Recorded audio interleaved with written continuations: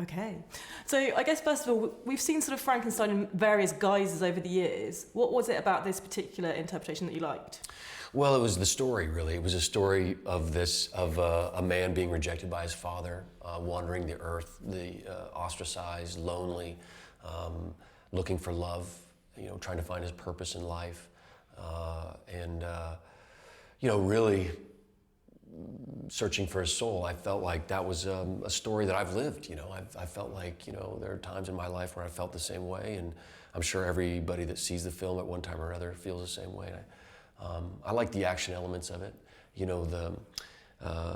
This Filipino art of Cali stick fighting, which is using 2.5-foot rattan sticks to defend yourself. And I'd never heard of that. And so I took 6 months of intense work to make that believable, and not kill myself or anybody else.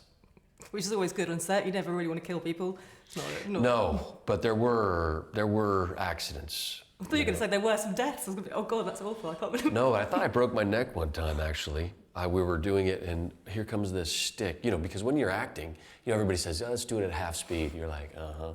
When they say, action, they're going at full speed, and I got hit right in the neck with this stick, this steel stick, and just went boom, down.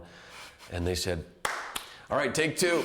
So like, give me a moment, So it's quite dangerous, actually.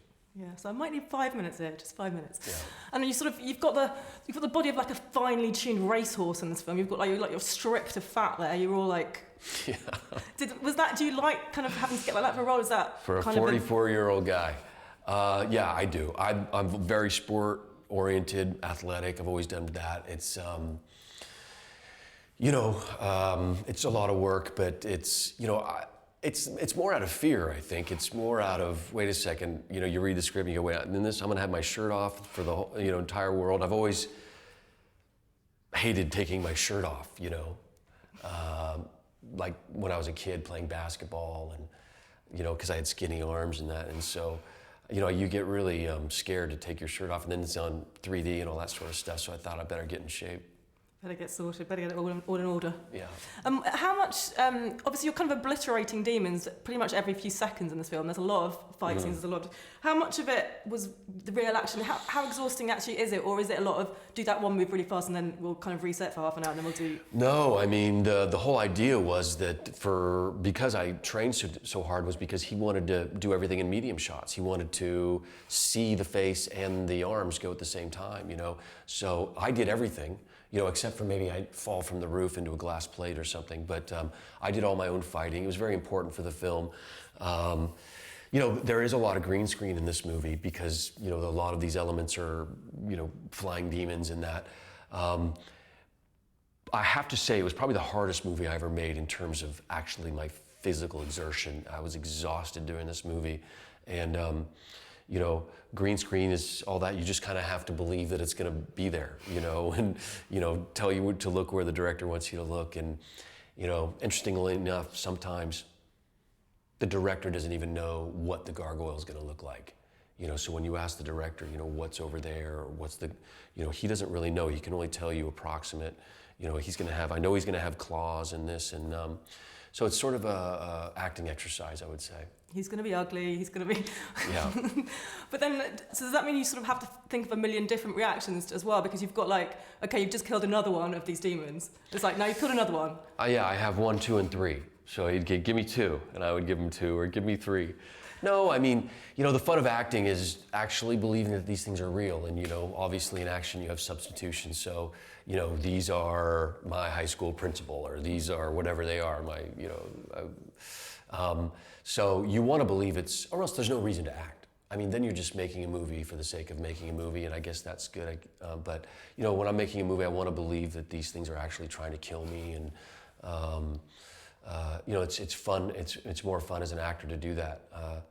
But it can end up all looking the same. But. And about the voice, you've got a very deep voice, and the character's very booming. Yeah. Does your voice hurt after a while doing that? And do you find yourself kind of breaking into that with your friends and family at some inopportune moment? I don't know. Yeah, I guess. You don't want them to have a high voice. You wouldn't want that. I don't know really what the answer to that is. I guess it's. It's de rigueur for these kind of movies. You go to school for the low voice. Although you have actually got quite a deep voice anyway, so maybe it's not... Well, I'm putting this on for you, but I really want to talk like this. No, I mean, it's, I don't know, you know, anyway. And now I see it's just been announced that London Has Fallen is going ahead and being filmed. Now, can I deduce that will be happening in London? Will you be doing some filming in London? Are you going to be here this year? That's funny. I don't know anything about this movie. Interesting. You know, of course I know about it. I've heard it, but you know, I don't know that it's actually happening as concretely as people think it is happening. And so, or else I don't know about it. So I can't say too much about that. Oh, I'm assuming by London the title there'll be something London related. Yeah, I heard. I think the one-liner on it is that we would come over and something would happen at the PM, and we'd take place in Downing Street or something like that, which would be fun to do. You know, I've worked in the London Library or the British Library. I did a movie in the museum. You know, the historical museum. What's that called? Natural History Museum. Yeah, the Natural History Museum. So it'd be fun to do it in Downing. You think they'd let us do it in Downing? Who knows? You never know, they might do. I've just got one final question. This is a bit random, but as this film's out at the end of January and we're going into February, bear with me, and it gets into Valentine's Day, the month of love. What were you like as a teenager in terms of Valentine's Day? And were you like the cool boy? I was Frankensteinian. Yeah. I was always looking for love, but never finding it. Oh. Well, thank you very much. And still am.